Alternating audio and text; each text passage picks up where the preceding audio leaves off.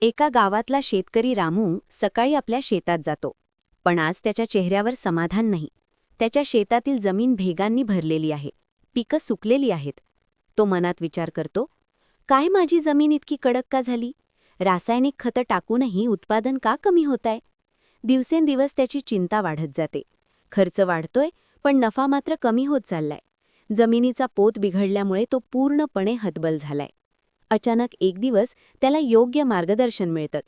तज्ज्ञ त्याच्या शेताची माती तपासतात आणि त्याला योग्य उपाय सांगतात. काही दिवसांतच चित्र बदलायला लागतं.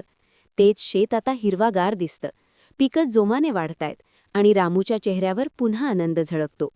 तो हसत म्हणतो, योग्य मार्गदर्शन मिळालं तर जमीनही पुन्हा जिवंत होते.